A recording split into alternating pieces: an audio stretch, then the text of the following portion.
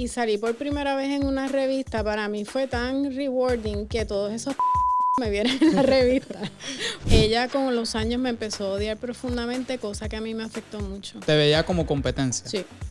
Eso es fuerte. Eso es terrible. Como ellos dos eran tan fracasados en la vida, yo dije, no, es que yo no puedo hacer esto. Yo sé enrollarme las mangas. Yo puedo estar con el Cartier, o también puedo estar con las mangas enrolladas. Bienvenido a Emprendedores Sin Manual, donde conocemos las historias de éxitos de diferentes empresarios, y quiero que por favor le den like, subscribe y comenten abajo, ya sea positivo o negativo, si les gustó este podcast especial de hoy, que ha sido traído por Gestoría Tu Alcance. Oye, si tú no tienes tu malvete al día, si tienes tu licencia expirada y si tienes que hacer varios trámites que tengan que ver con tu carro, tienes que contactar a Gestoría Tu Alcance, porque no tienes que hacer largas filas en seco y te lo resuelven todo con una llamada y te hacen análisis de multa y maybe te las pueden eliminar.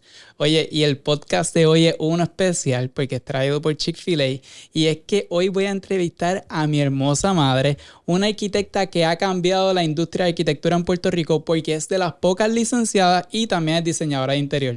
Buenas noches, Jean-Marcel, gracias por invitarme. Y yo creo que no te había comentado que me encanta lo de Emprendedores Sin Manual, porque realmente, por lo menos para mí, fue literal sin manual. Mami, tenerte a ti, es que inicialmente tú ibas a hacer el primer podcast, pero yo soy un hombre de malas mañas y quería que fuera Carlos Cándido el primero, porque fue mi primer video viral. Así que maybe tú eres el segundo o tercero, depende de cuándo es la apertura de la próxima invitada. Pero para empezar, quiero que nosotros viajemos para atrás al tiempo y tú me cuentes un poquito de dónde empezó Edwina González. Pues mira, casualmente yo empecé aquí cerquita en la avenida, mi oficina está en la avenida Andalucía, yo vivía en la calle Antártico, que es 2 calles hacia atrás de mi oficina, en el 434 en Puerto Nuevo. Nosotros vivíamos ahí a raíz del divorcio de mis padres en una casa que tenía mi abuela, y yo le llamo a eso los ratones y las cucarachas. Nosotros, pues a raíz de ese divorcio, pues mi mamá tenía 23 años apenas y éramos bien pobres. Así es que, pues imagínate, eso empezó aquí cerquita. Cuéntame un poquito más de tus papás y de por qué ellos fueron la semilla por la cual tú empezaste arquitectura. Pues mira, para mí mis padres fueron la disfuncionalidad en su máxima expresión, ¿verdad? Mi mamá era una madre que estaba ahí, pero con muchos problemas psicológicos, y mi papá fue un padre súper ausente. Para mí, ¿por qué ellos fueron el motor que me impulsaron? Porque yo siempre quise ser todo lo contrario a lo que ellos eran. Mi papá era una persona que mi primer recuerdo de él es cuando yo tenía como 8 años, porque él estuvo preso. Él se involucró, él luego del divorcio de mi mamá, él se fue a vivir para New Orleans y se involucró con la mafia. Y lo cogieron en algo y fue tan bruto que lo hicieron testigo del pueblo y mintió. Al mentir, automáticamente lo metieron preso. O sea, que yo lo vine a conocer de verdad como a los 8 años. ¿Y cómo era mi abuelo, verdad? Porque yo no me acuerdo mucho de él. Los recuerdos que tengo son bastante negros, pero quiero que tú me describas cómo él era. Pues mira, es bien cómico porque él era una persona sumamente inteligente, por eso es que pues yo y mi hermano somos tan inteligentes. Los dos eran muy inteligentes en realidad, pero era una persona bien disfuncional porque tenía unos talentos brutales para coger a la gente de estúpido, pero no supo cómo tener esa constancia en los negocios, y tenía un negocio, lo quebraba y montaba otro, tenía un negocio, lo quebraba y montaba otro. Era como una loquera. Yo te traje unas fotos que entiendo que tú vas a estar poniendo, y hay una foto bien icónica de un Porsche Targa 911 que ahora sería un mega collector items, y la historia de ese Porsche es que él estaba de viaje con mi hermano y estos amigos de él, y las cosas de la vida, él regresa antes y los cogen a todos con unos cargamentos de droga, los meten presos a todos menos a él. Y entonces de momento aparece este Porsche y era de uno de los que estaba preso, y así era todo en su vida. Yo viví esa dicotomía de ser bien pobre y no tener nada, y vivir en un edificio de plan 8 y que él me fuera a buscar en ese Porsche. Yo viví esos dos extremos, y eso a mí me empezó a inculcar. Él tenía relojes Piaget, relojes Cartier, los Cadillac. Entonces, pues yo conocí este mundo del luxury, pero por otro lado vivía en el edificio de Plan 8, So, con cupones. él siempre tuvo esa semilla de emprendedor dentro de él. Sí, sí, pero no supo cómo llevarla por el camino del bien, por decirlo de alguna forma que la gente entienda. Y nunca conoció a alguien que le dijera, mira, si tú coges las cosas más con calma, si conoces Pero yo a no un tengo idea, contable. yo era pequeña.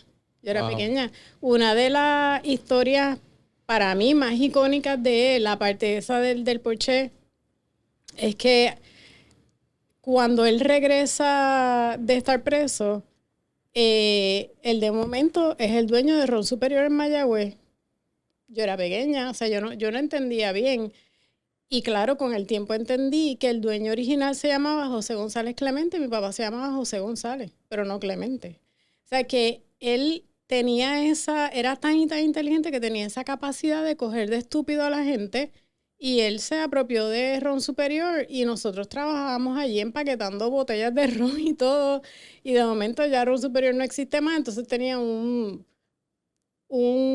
gasolinera o cualquier otra loquera. So, él era el Catch Me If You Can boricua. Es correcto. Cuando yo vi la película de Leonardo DiCaprio de Catch Me If You Can, yo dije, Dios mío, ese es Tony González.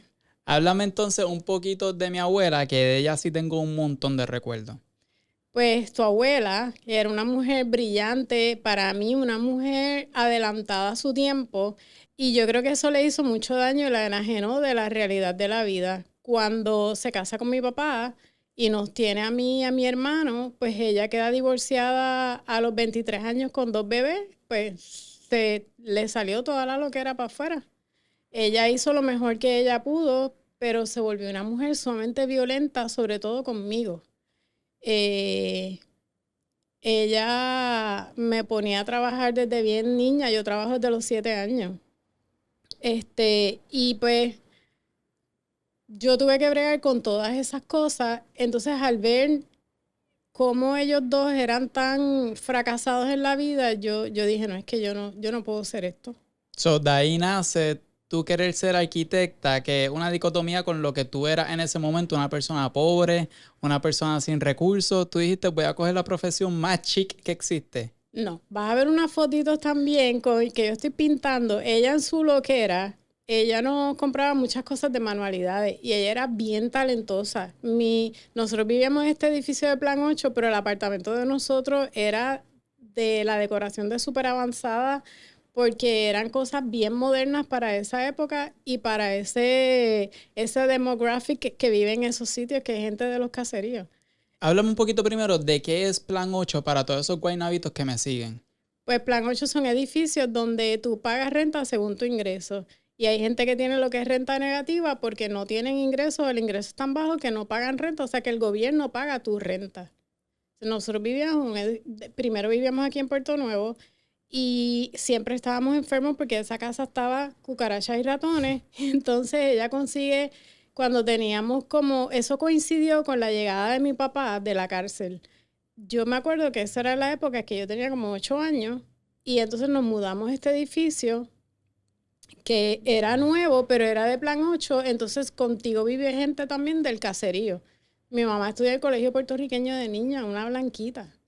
De momento se ve con 2 hijos en toda esta precariedad y el catch de esto es que cuando tú vives en un sitio Plan 8, si tú trabajas, entonces no cualificas para estar en el edificio. Por lo tanto, la gente que cae en ese sistema es bien difícil salir de ahí porque entonces tú dices, pues no voy a trabajar, mejor cojo los cupones, el Plan 8 y me vuelvo un loco.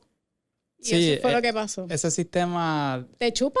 Es que es raro porque si sales te afecta y si te quedas te afecta. Exactamente. También. Entonces, pues era bien difícil, pero en su cuestión, como ella había estudiado en el colegio puertorriqueño de niña, se había sido criada como una princesa, pues ella, esa parte de las artes, ella nos las inculcó. Mi hermano tocaba guitarra y escuchaba música clásica, y entonces, pues, por ahí viene todo esto. Como éramos tan pobres, yo me cosía la ropa. Yo realmente quería estudiar diseño de moda. Entonces, la vida me llevó hacia la parte de arquitectura. Yo primero decía que yo quería estudiar arte y todo el mundo me decía que yo estaba loca, que de que iba a vivir. Y yo dije, bueno, pues dentro del arte, ¿qué profesión existe? La arquitectura. Y pues, por ahí nos fuimos. Antes de hablar de la arquitectura, te quiero preguntar, ¿uno puede ser pobre y verse bien?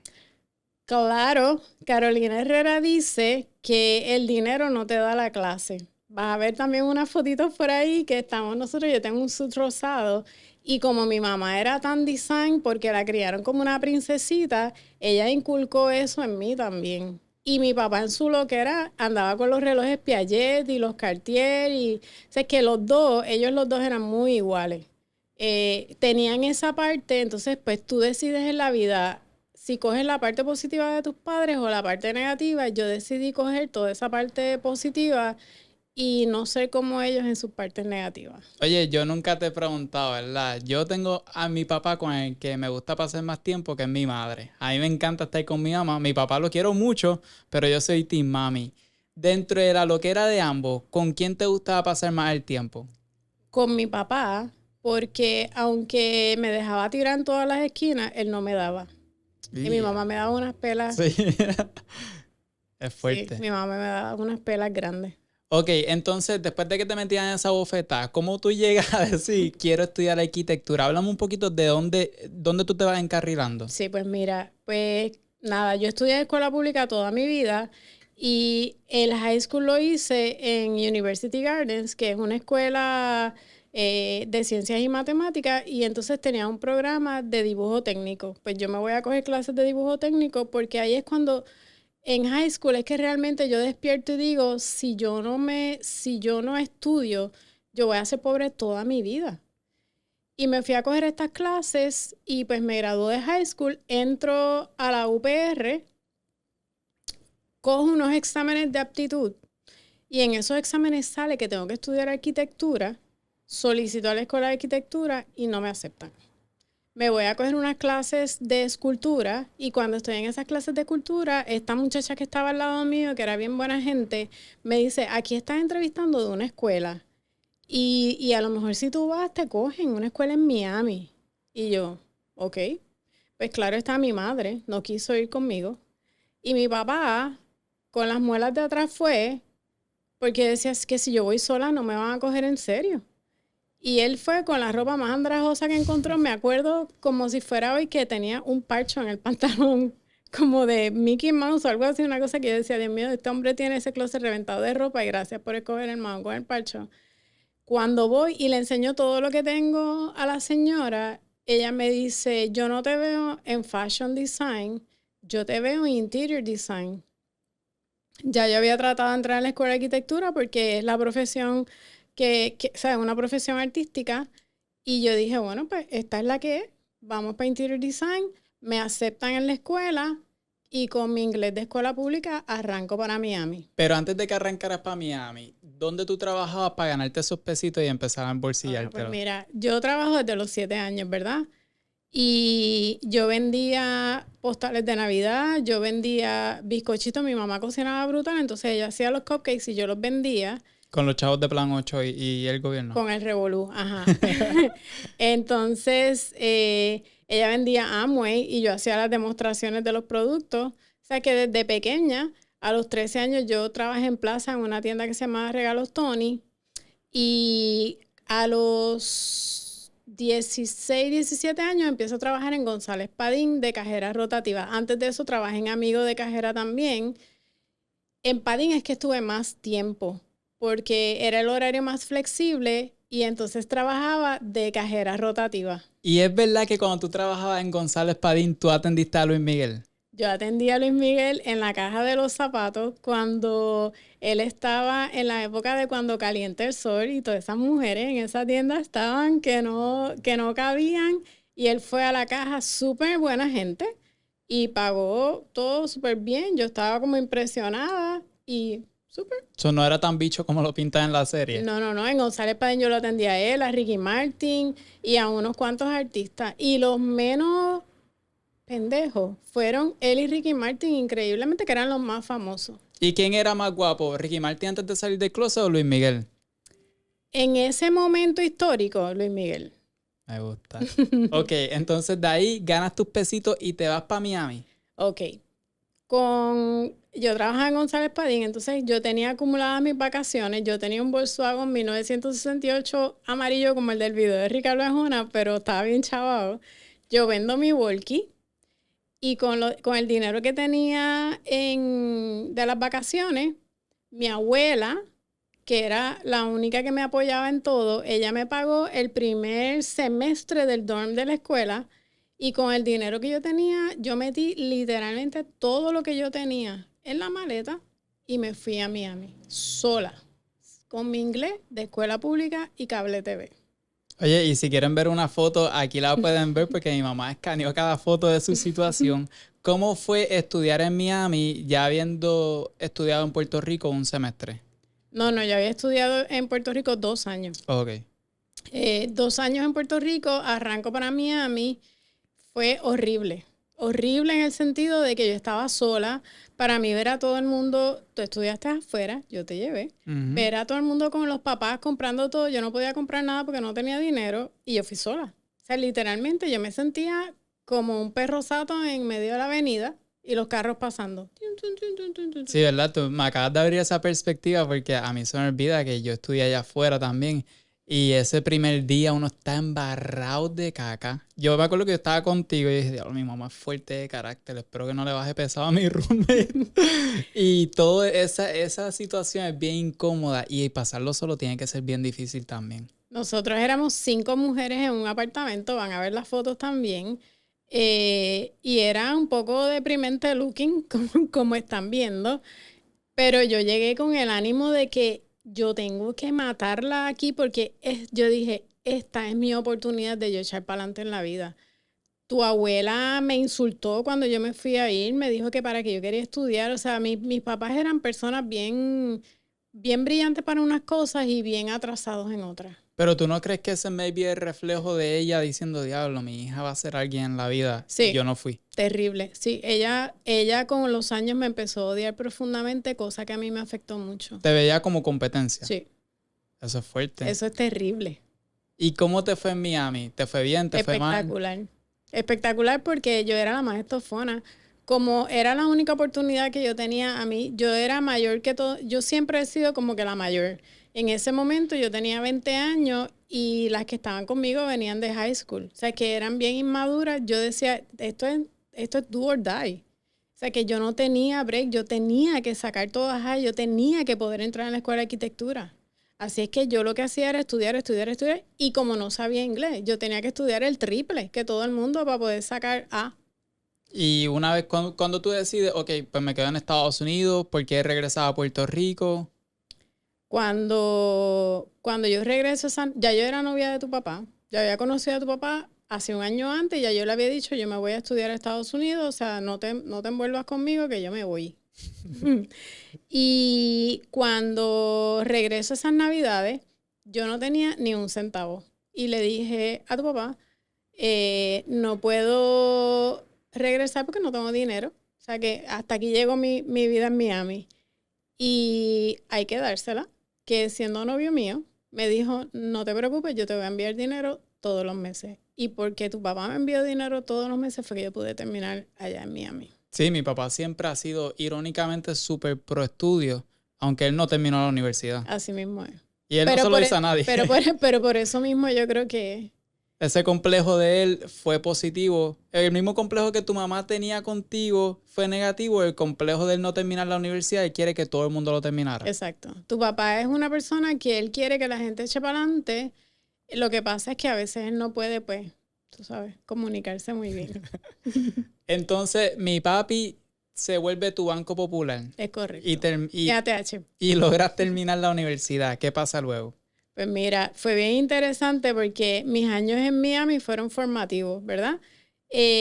Yo sufrí mucho discrimen porque el que corría la parte de diseño de interiores era un hombre, era homosexual, y él quería proteger a todos los varones de ese mundo, y yo era como el gatito negro allí, yo no le caía bien a él. Y yo gané todas las competencias que esa escuela entró, porque yo era la más que me esforzaba. Quizás no era la más talentosa, pero era la más que me esforzaba. La vida no es del más talentoso, la vida es del más que trabaja. Si tú tienes talento y trabajas un montón, tú lo vas a lograr, for sure. Y yo gané todas las competencias que esa escuela entró.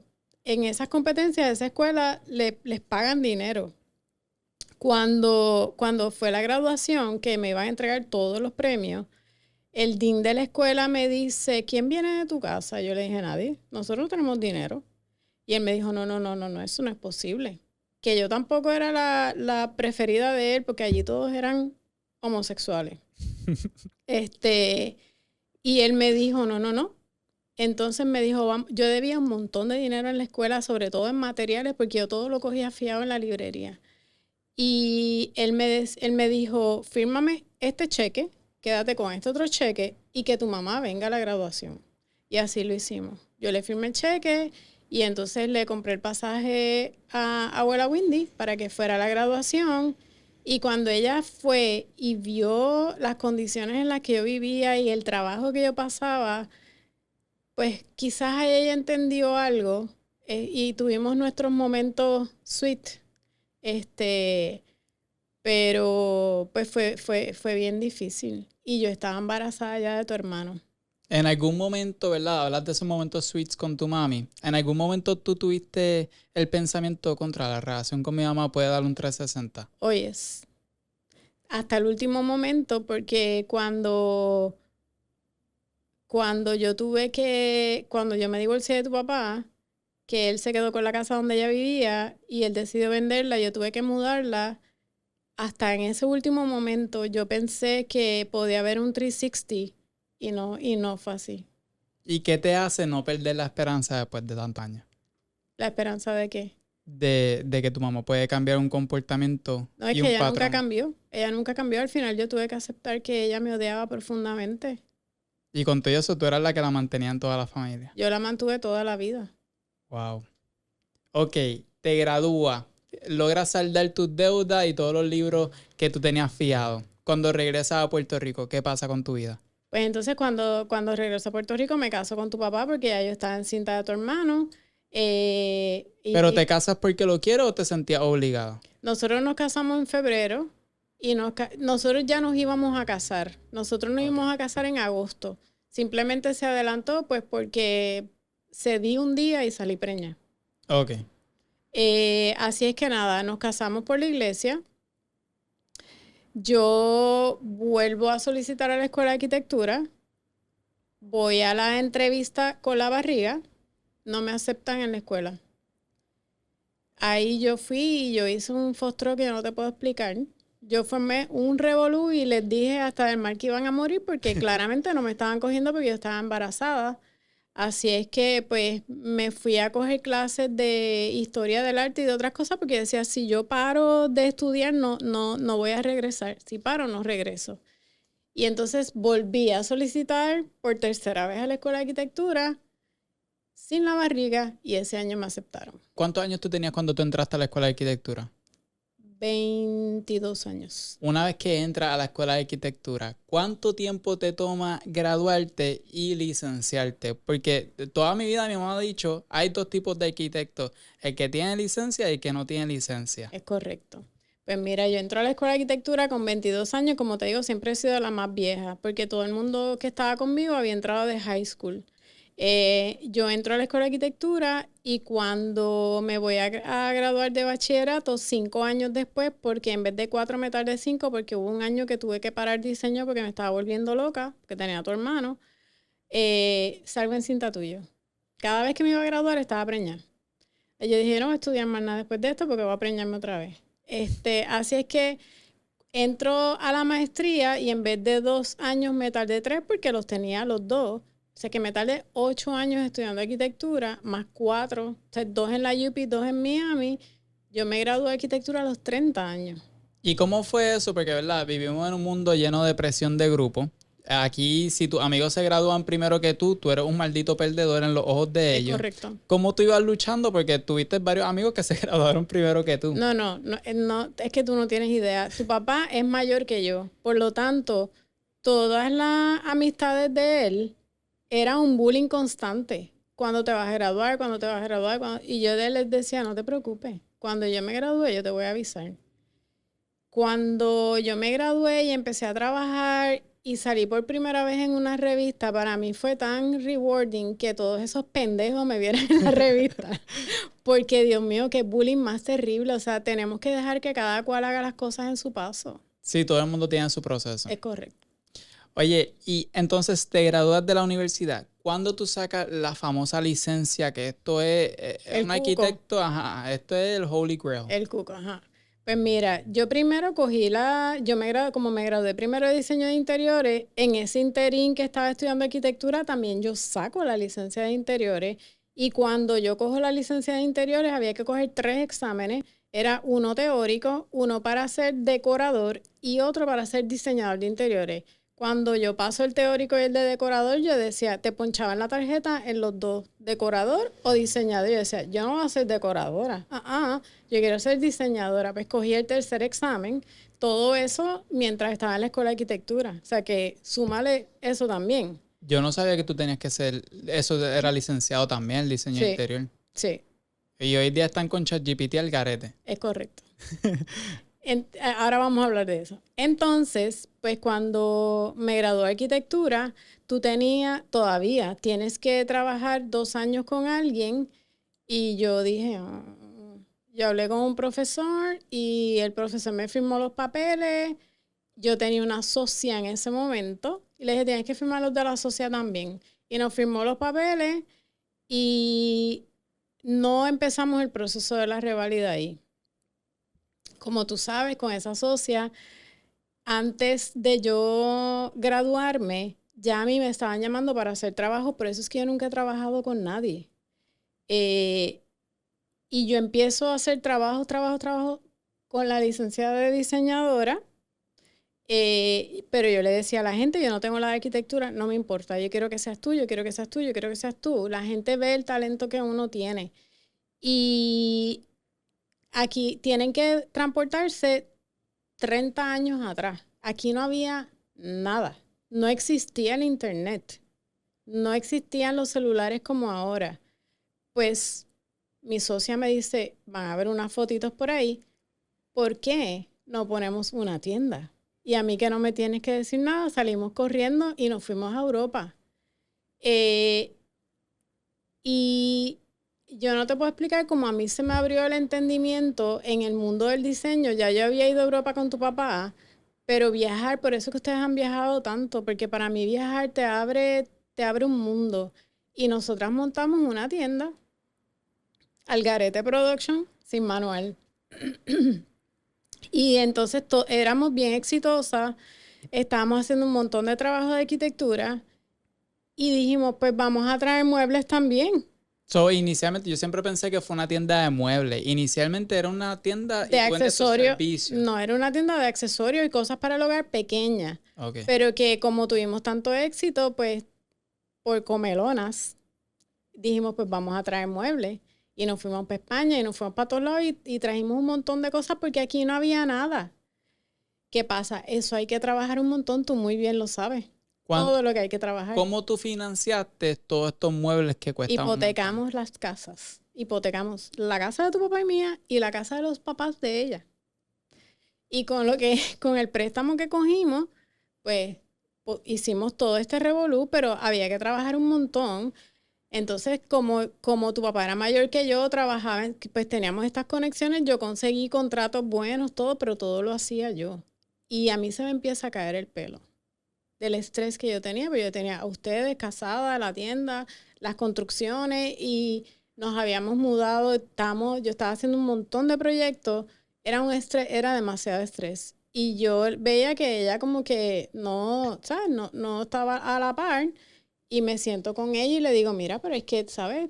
Tienes que, como que tenemos que hacer lo mismo. Y ella me dijo, a mí esto no me gusta. ¿Ah? ¿Y si le iba mal, tú ibas a perder la casa, el negocio y todo? Es que yo sola no podía porque tu papá y yo, en términos de ustedes siempre estábamos alineados, pero en términos de nosotros no necesariamente. Y yo no podía quedarme con la tienda sola porque tu papá no me iba a ayudar. A mí se me estaba cayendo el pelo del estrés que yo tenía y yo dije, yo no puedo más. Y ahí decidimos cerrar todo y mandamos toda la senda porra. Y entregamos el local y 2 semanas después me llaman y empiezo a trabajar para Banco Popular. Y ahí se abre otro capítulo, otro momentum en mi vida. Y ahí, todo este cuento es para decirte que ahí es que empiezo a estudiar para la revalida de arquitecto. Entonces, cuando empiezas a estudiar, tú me habías contado, yo recuerdo diferentes facetas tuyas, de que lo pasaste, no lo pasaste, de que pasaste una parte, yo ni entendía bien. Pues mira, aquí en Puerto Rico en esa época no había, el colegio no hacía mucho para la cuestión de la reválida y yo siempre aquí vamos para encima, había un grupo en el banco que todos queríamos coger la reválida y yo me puse a averiguar y encontré unos cursos de la IA en Miami. Y allá nos montamos en el avión y nos fuimos a los cursos en Miami y nosotros dijimos, ahora es que vamos a pasar esta reválida. Y yo cogí como 5 exámenes corridos. De los 5, si yo no recuerdo mal, en esa época eran 9. De los 5 pasé 3 y me colgué en 2 y ahí comienza la frustración. Pero pues tú no te quitas, tú sigues y vuelves y coges los cursos y vuelves y coges los cursos. Ahí empiezan a traer los cursos a Puerto Rico y pues uno sigue. Eso te quería preguntar, ¿por qué tanto arquitecto en Puerto Rico fracasa cuando va a sacar la reválida y la licencia?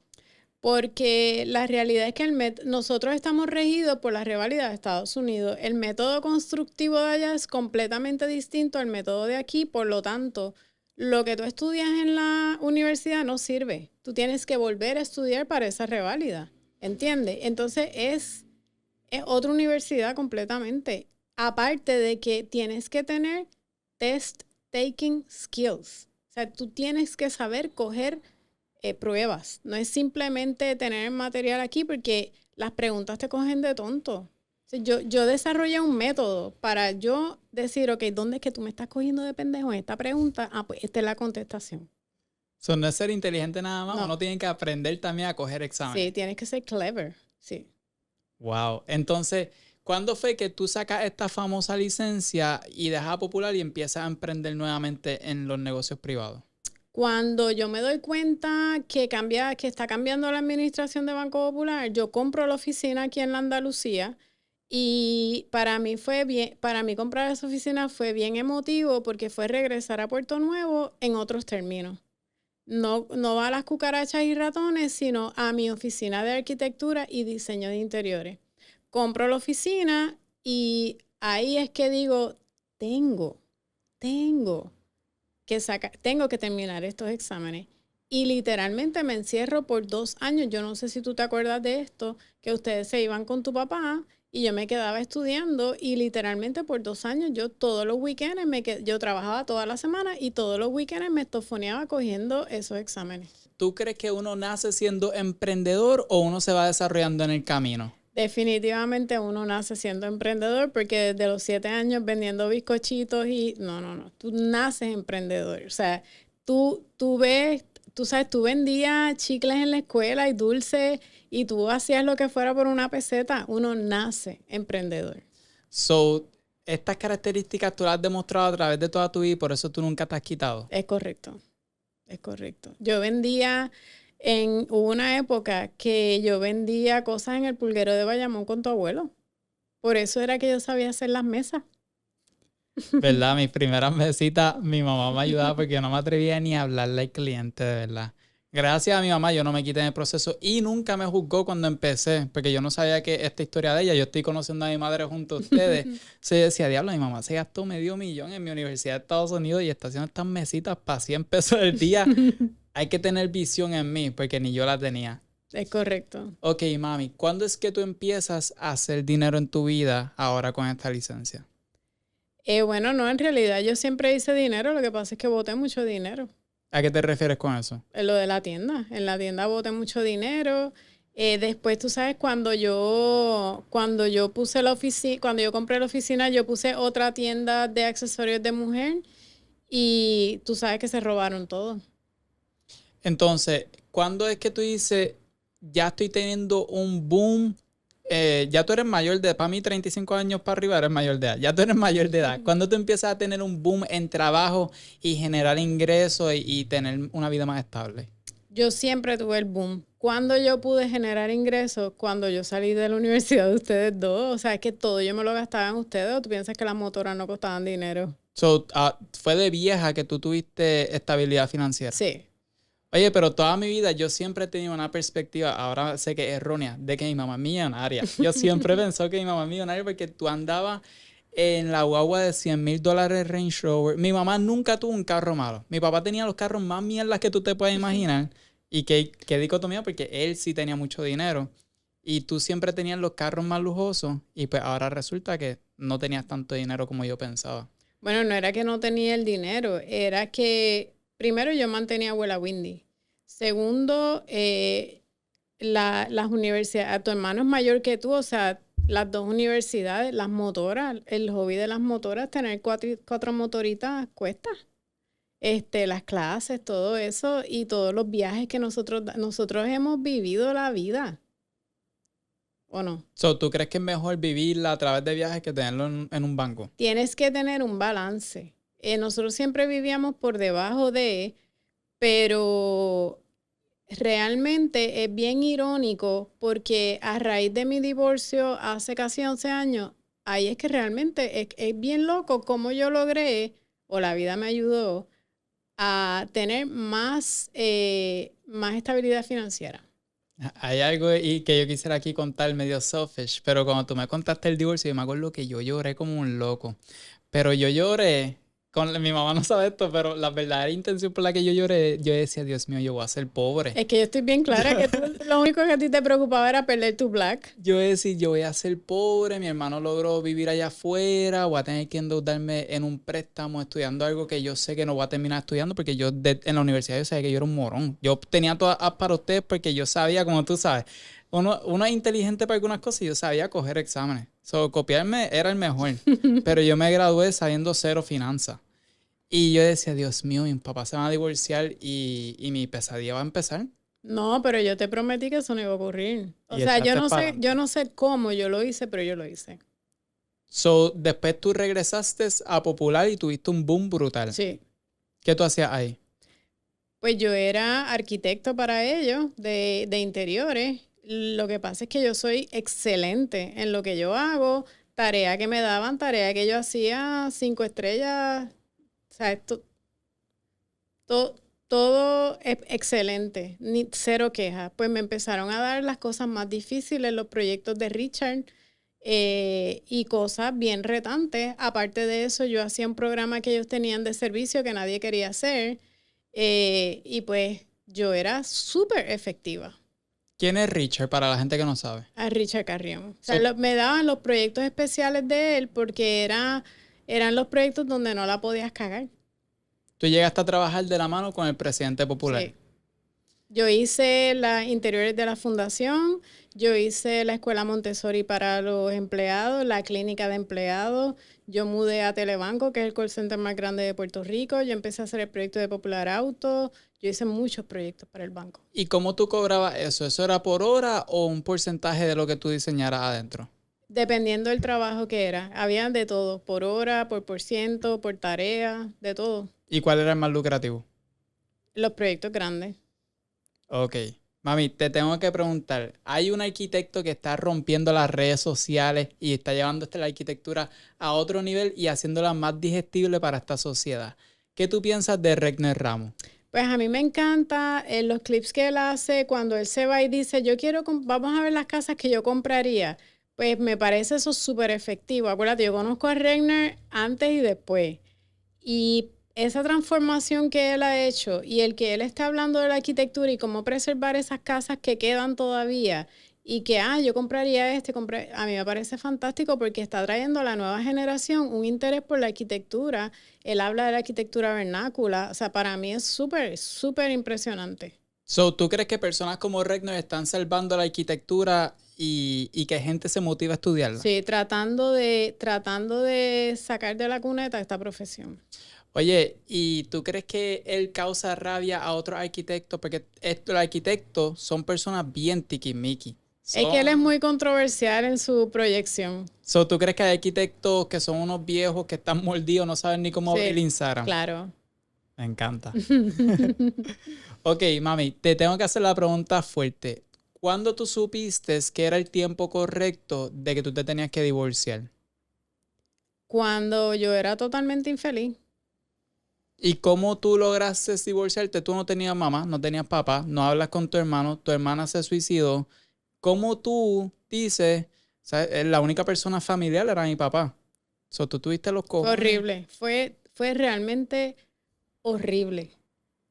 Yo vi Robin, Tony Robbins dice que hay un momento donde se abre un hueco y si tú no aprovechas ese hueco, tú tienes que esperar que la rueda dé la vuelta de nuevo completamente.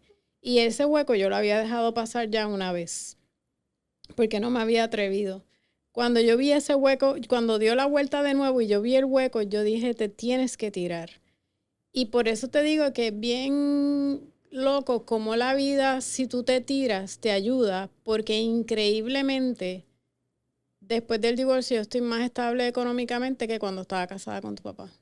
Wow. So, ¿qué consejo tú le das a esas mujeres que maybe están atrapadas en su matrimonio por miedo a estar financieramente mal? Bueno, que si tienen una carrera o tienen los pantalones de hacer algo por ellas mismas, que no tengan miedo. O sea, la vida te va a ayudar. Si tú te tiras al abismo sin paracaídas, la vida te va a ayudar, porque yo lo hice.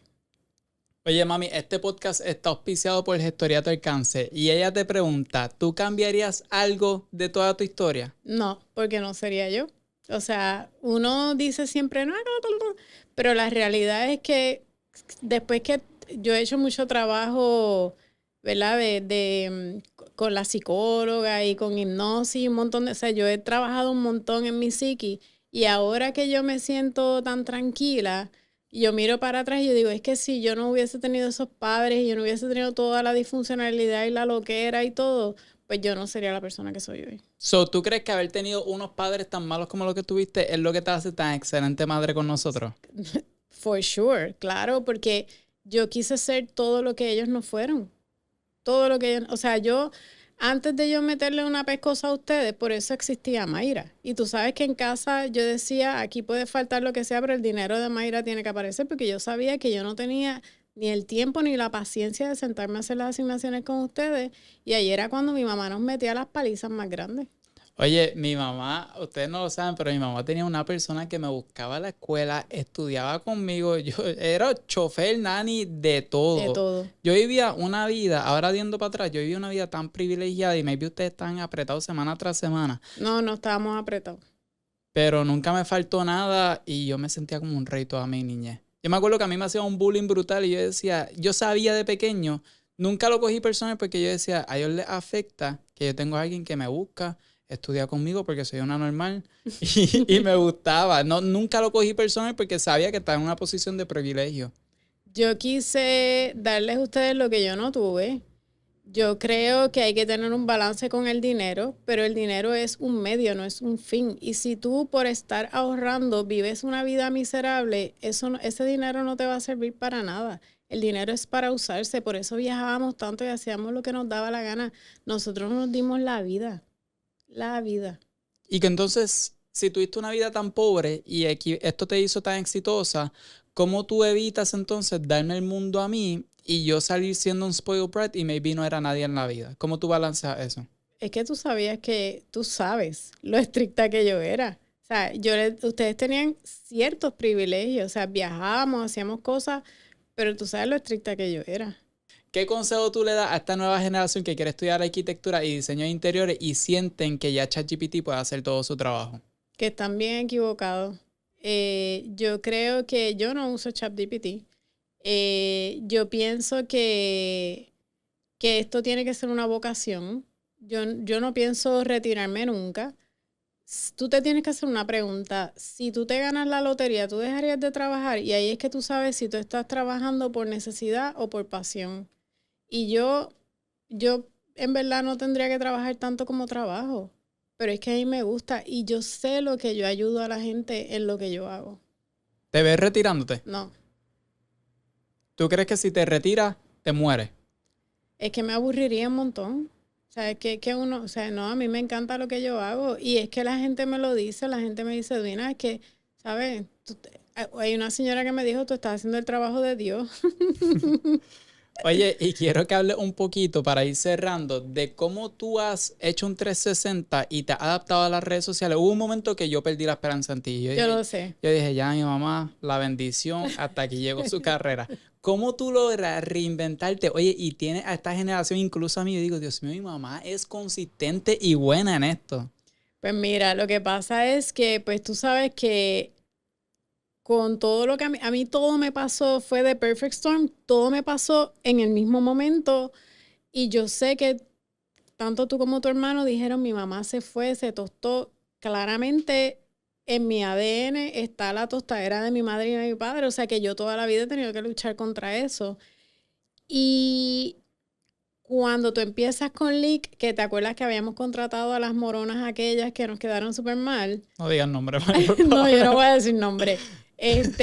Pues ahí es que entonces tú sigues buscando hasta que tú te mudas a la Serra y como que ahí el mundo empezó a cambiar porque ahí tú entras a hacer todas las cosas que tú hiciste de emprendimiento y ahí es que ustedes se convierten en mis maestros. Y yo empiezo a aprender de ustedes. Eso es lo bueno de uno invertir en los hijos, porque entonces ustedes se convierten en maestros de uno. Y ahí fue que yo dije, bueno, pues me toca reinventarme. Ahí me invento lo de los paquetes de horas y le doy un 360 porque digo, con la pandemia el mundo cambió y el que no se adaptó a eso se quedó atrás. Y uno tiene que soltar todas estas estupideces de las cojemierderías de ser arquitecto y todo esto y ponerte los tenis y salir a la calle. Y como yo fui pobre y yo trabajé en el pulguero de Bayamón, yo sé enrollarme las mangas. Yo puedo estar con el Cartier, pero también puedo estar con las mangas enrolladas, ¿sabes? Oye, y yo siempre, mi miedo más grande es que yo hablo un montón de lo que era de emprendimiento y decía, contra, mi mamá es mi carta de presentación, mi mamá no me puede hacer lucir mal. Yo siempre decía, mami, no me hagas el ridículo en las redes sociales, tienes que ponerte para tu número. Y oye, la fórmula perfecta, ella contrató a Estefan y ella se llevan brutal. Mi mamá tiene su propio editor, ella tiene un editor que le edita todo el contenido, tú has creado todo un funnel y una estrategia de contenido masiva. Es correcto. Y posteamos lunes, o sea, nosotros posteamos lunes, miércoles y viernes, yo entro en noventea, la consistencia, pero la consistencia yo la aprendí en Miami, desde Miami, acuérdate, esto es do or die. Entonces, pues, do or die en las redes sociales también. Y como para mí es como yo soy tan buena en lo que yo hago, para mí es tan fácil crear el contenido porque yo no tengo que hacer un libreto, es como prende la cámara y por aquí vamos. Ahora, yo me entrené para eso también porque al principio me daba mucho trabajo, así como a ti te daba trabajo hacer las mesitas, a mí al principio me daba trabajo.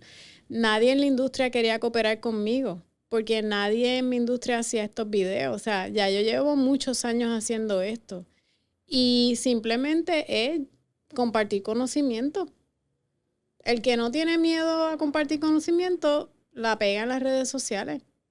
Oye, recuerden seguir a mi hermosa madre. Esta ha sido de las mejores conversaciones que hemos tenido. Y fun fact, este es el segundo podcast que hacemos. El primero no quedó al calibre que queríamos. Y como todo, ¿verdad, mami? No nos podemos rendir y lo volvimos a hacer. No, lo volvimos a hacer, pero también explica que estuvimos 5 horas aquí esperando. Sí, estuvimos aquí en el proceso. Estábamos primero seteando por primera vez. Y mi mamá es alguien que se acuesta temprano. Así que yo reconocí que no estaba en su mejor comportamiento. Pero, oye, qué bueno que nos dimos la oportunidad de volverlo a hacer. Aunque perdimos dinero en ese primer podcast, vale la pena. Eso no es perdido, eso es reinvertido. No, y oye, en el primer podcast no teníamos auspiciadores y ahora tenemos a Chick-fil-A La Rambla, el mejor Chick-fil-A de Ponce. Si tú no comes en Chick-fil-A de Ponce, no comas en Chick-fil-A, por favor. Y Gestoría a tu alcance, que no tienes que ir a Sesco, no tienes que hacer larga fila. Ella puede eliminarte multas de una forma legal si tienen más de 3 años. Así que recuerden seguir a mi mami y comenten abajo si les gustó o si quieren acribillar a mi mami, deja el comentario aquí.